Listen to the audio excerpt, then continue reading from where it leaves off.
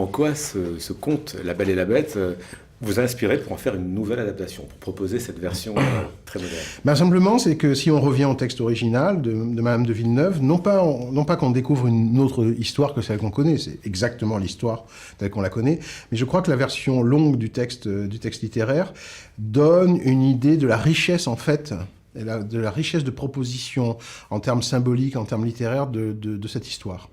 Souvent, cette histoire, elle est vue à travers le conte réduit de 10 pages qui a été écrit 20 ans plus tard et dont la morale est en gros il faut savoir aimer au-delà des apparences. C'est un peu mince quand on s'amuse à relire le texte original. Le texte original est beaucoup plus profond, beaucoup plus étonnant, et la signification, la métaphore, c'est au centre de cet affrontement entre une femme et une créature animale qui vont finir par s'aimer, est en fait beaucoup plus vaste que simplement la problématique de l'apparence. Alors, la problématique de l'apparence, c'était essentiellement le sujet du film de Cocteau, qui restera La Belle et la Bête au-dessus de tout ce qu'on peut Je faire. dirais que c'est plutôt la problématique du film de Disney. Je pense que dans le film de Cocteau, c'était déjà beaucoup plus que ça, si je puis me permettre.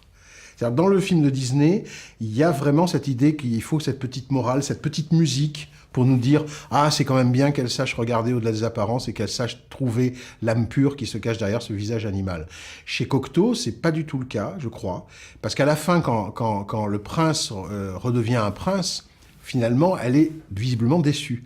Il y a cette fameuse phrase qui est « Mais où est ma bête ?» Et elle est un peu déçue. Parce que je crois que Cocteau imagine la bête, campé par Jean Marais, comme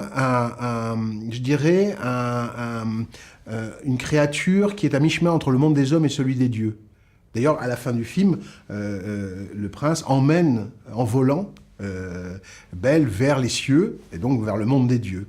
Je crois que déjà chez Cocteau, il y a déjà l'idée que le monstre est une créature magique. Une créature, entre guillemets, supérieure. Pas inférieure à l'humanité, supérieure. Une sorte de version raffinée, finalement, de l'homme. Moi, j'ai essayé de pousser encore plus et d'en faire littéralement un surhomme. C'est-à-dire de poser les bases, qui est que le monstre dans mon film est en fait une version améliorée de l'homme. Au sens où l'homme est très adolescent dans le film, le prince qu'on voit, puisque ça c'est une des nouveautés de mon film, qu'on voit dans les scènes de flashback, est finalement un personnage très ado. Il passe son temps avec ses potes, il délaisse sa femme, visiblement ils font la bringue, ils vont chasser des pauvres bêtes, tirer dessus, etc. C'est vraiment un personnage d'ado. Et il est transformé en adulte, en être adulte, par la puissance brusquement qui lui est investie au moment de sa malédiction. Est-ce que la bête, c'est l'anti-super-héros? Au contraire, je pense qu'il y a beaucoup de points communs, si je peux me permettre, entre par exemple les X-Men et la bête. Je pense que quand on parle des mutants, c'est-à-dire, qu'est-ce qui fait l'intérêt des X-Men? C'est qu'ils sont uniques en leur genre, qu'ils ont peut-être une drôle de tête, mais qu'au fond du fond, ils peuvent faire des choses que personne ne peut faire.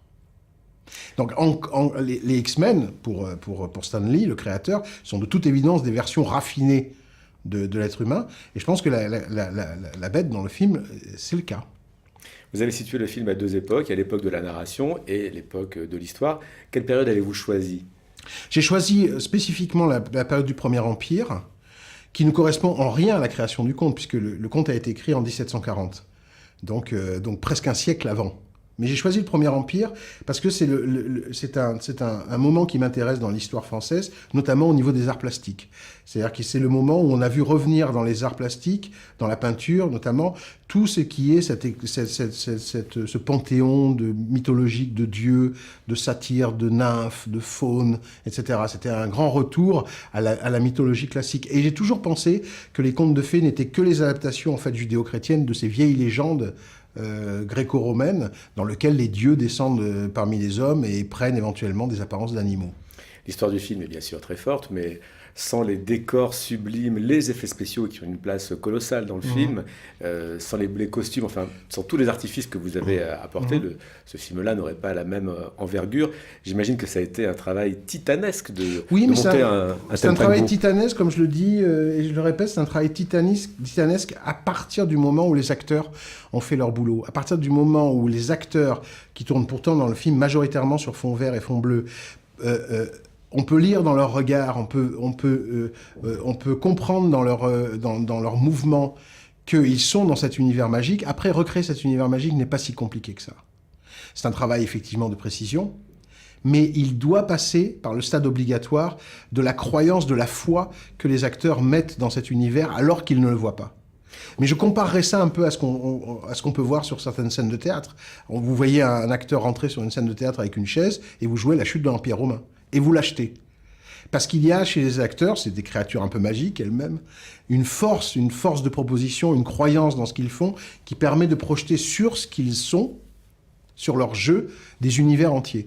Moi, je me contente de faire ça. Je me contente d'essayer, pendant le tournage, de capter au maximum cette croyance qu'ils ont en leur personnage, et ensuite de projeter autour l'univers que j'ai imaginé. Mais je ne peux pas me passer des acteurs. Diriger un film comme La Belle et la Bête, c'est un peu être le commandant d'un énorme paquebot. Je me demande à quel moment vous prenez le plus de plaisir. Est-ce que c'est à l'écriture, à la préparation, tous les niveaux, au tournage?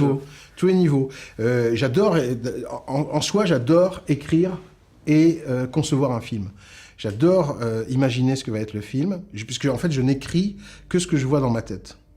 Je n'essaye pas d'aller contre moi-même. Quand j'écris, j'écris réellement ce que vous voyez à la fin, à l'arrivée. Et ensuite, j'aime le dessiner. Avec un artiste de storyboard, on pose tout sur le papier. Et ensuite, on rentre dans une période qui me fascine, qui est la période de préparation, où je m'intéresse à tout. La couleur des tissus, la couleur des murs, les brillances, les accessoires, etc. Pour moi, tout est important. Et ensuite, il y a le tournage, qui est un fabuleux défi technologique dans le cas de ce film. Et ensuite, il y a ce long parcours qui est la post-production, où là, on se retrouve en plus avec le confort de la réflexion. C'est-à-dire, on a le temps de réfléchir à ce qu'on fait. C'est pas comme un tournage où tout est précipité, heurté, le temps tourne, etc. Brusquement, on a la possibilité, comme un peintre devant sa toile, de rajouter un petit coup de pinceau et de faire que le soleil est plus brillant, et ainsi de suite. Ça, c'est le pied total. Donc en fait, sur ce film, je m'éclate à tous les niveaux. Le couple est magnifique, Vincent Cassel Ouais. est assez doux. Ça a été votre premier choix, c'était le casting de rêve? C'est mon premier choix et c'est mon seul choix.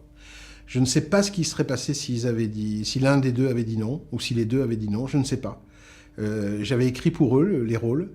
Vincent en connaissance de cause, puisque c'est un ami, et Léa, grâce à ce que je percevais dans les films qu'elle tournait, qui me plaisaient beaucoup.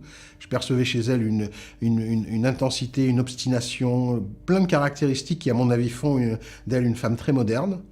Et c'est ce que je voulais pour ce film, parce que ce film, quand même, est bâti sur le point de vue de Belle, donc Belle est au centre de tout. Donc voilà, je ne sais pas ce qui serait passé s'ils m'avaient dit non. Heureusement, ils m'ont dit oui. Comme quoi, le fait qu'il soit bien à l'arrivée, c'est en fait suggéré par le fait que déjà le choix était bon à la base. Comme dit Hitchcock, déjà pour faire une bonne direction d'acteur, commencez par réussir un bon casting. Merci beaucoup. Merci.